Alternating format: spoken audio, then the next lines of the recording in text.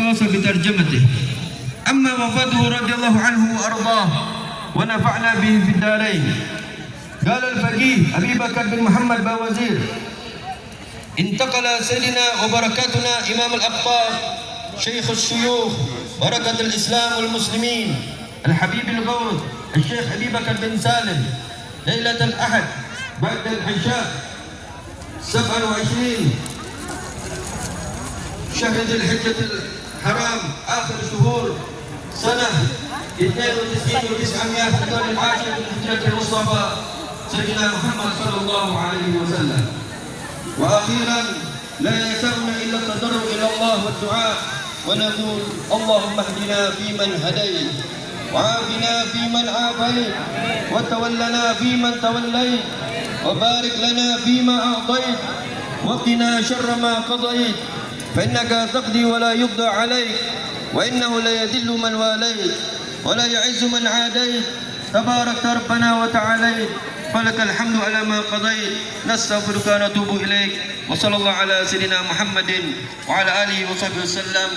كتبه سيد الفاضل الحبيب علي المشهور بن محمد بن سالم بن حفيد بن شيخ أبي بكر بن سالم يوم مجيء إندونيسيا لحضور حول الشيخ أبي بكر بن سالم بجاكرتا سنة 1423 هجرية موافق سنة 2002 ميلادي.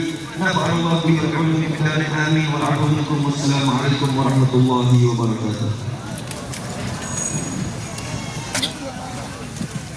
Assalamualaikum warahmatullahi wabarakatuh.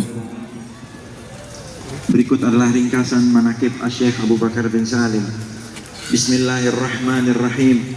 Segala puji bagi Allah Subhanahu wa ta'ala yang telah memilih secara khusus hambanya dengan sebaik-baik pilihan dan telah menjadikan mereka seperti matahari yang memancarkan sinar terang. Dengan sinar itu dapat menghidupkan kegelapan hati yang gersang. Mereka dikaruniai kedudukan oleh Allah di sisinya sehingga menjadi para imam dan petunjuk ke jalan yang benar. Mereka itulah orang-orang yang lurus terpercaya seperti yang telah dijanjikan oleh Allah Ta'ala.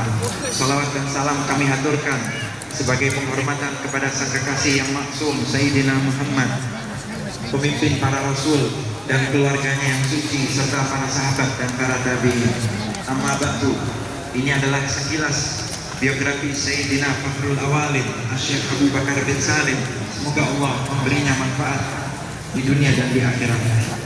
Beliau adalah Syekh Al-Kabir Fakhrul Awalin Abu Bakar bin Salim bin Abdullah bin Abdurrahman bin Abdullah bin Syekh Abdurrahman As-Segaf bin Muhammad Al-Dawila bin Ali bin Alwi bin Al-Ustad Al-Azam Al-Faqih Al-Muqaddam Muhammad bin Ali bin Muhammad bin Ali bin Alwi bin Muhammad bin Alwi bin Ubaidillah bin Sayyidina Imam Al-Muhajir bin Isa bin Muhammad Al-Nabi bin Muhammad Al-Uraini bin Ja'far Al-Sadiq bin Muhammad Al-Baqir bin Muhammad Al-Abidin bin Muhammad Al-Husain bin Sayyidina Ali bin Abi Dawud wa Sayyidina Fatimah bin Al-Baqir bin Sayyidina Rasul Muhammad.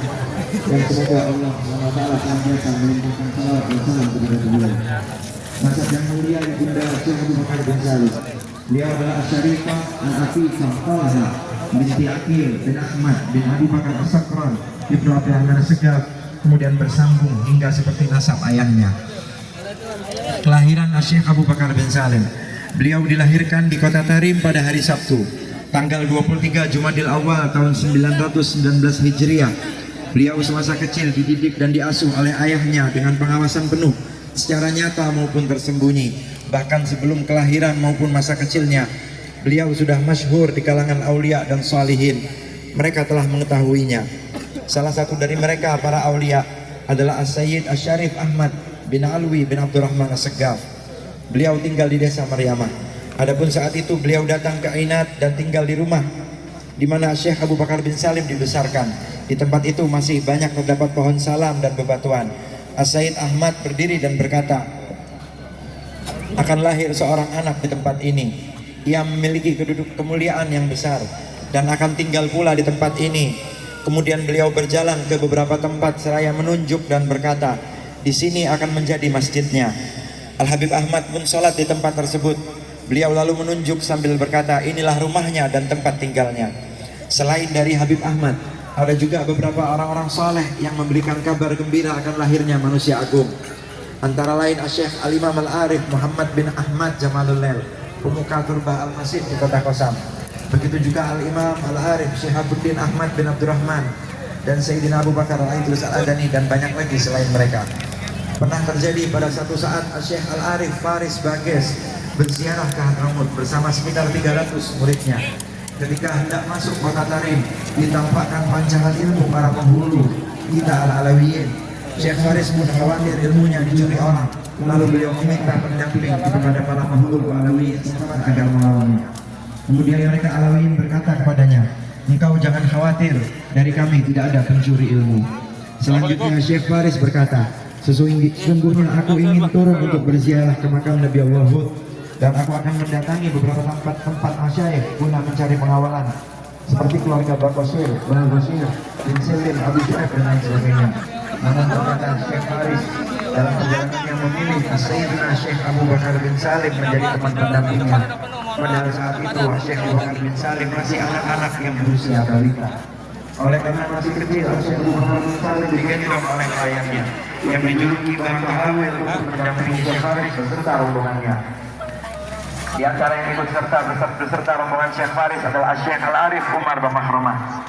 Ketika rombongan melintasi kota Siwun, Syekh Umar melihat Syekh Abu Bakar bin Salim yang saat itu sedang dalam gendongan Bangka Awil dan memandangnya dengan cermat seraya melantunkan syair, "Wahai setangkai emas, dengan pengawasannya Allah memeliharamu, semua lembah yang besar tampak kecil dibanding lembahmu." Kemudian Syekh Umar memandang Bangka Awil dan melanjutkan syairnya, "Semoga Allah memberikan kebahagiaan kepada sahabatmu, duhai Bangka Awil. Betapa pohon kurma milikku ini baru disemai sudah berbuah, ditanamnya di waktu duha dan buahnya dapat segera dipetik." Kegiatan Syekh Abu Bakar bin Salim dalam menuntut ilmu.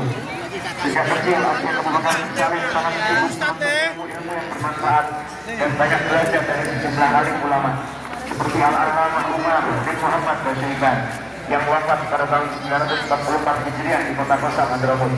Kemudian Syekh Al-Imam Ahmad Pinter dari posisinya.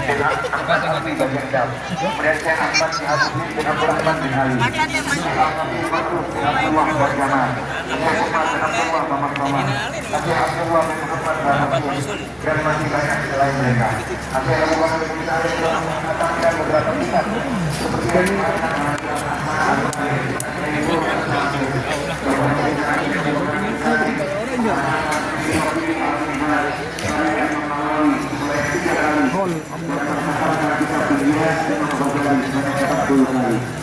Selain itu diterangkan bahwa Sayyidina Syekh Abu Bakar bin Salim selama 40 tahun melakukan salat subuh dengan wudhu salat isya di Masjid Barisa di Kota Lisik, dan setiap malam hari beliau beranjak menuju Kota Tarim dan melaksanakan salat di beberapa masjid di Tarim. Syekh Abu Bakar bin Salim pun senantiasa mengisi penuh kolam air untuk minuman hewan.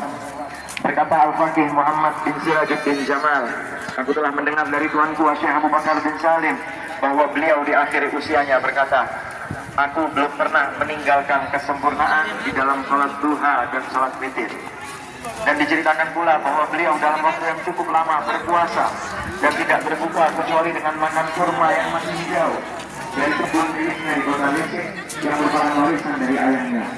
Kemudian kata-kata nasihat Syekh Abu Bakar bin Salim, "Waktu-waktumu yang paling beruntung, yaitu waktu yang tidak sirna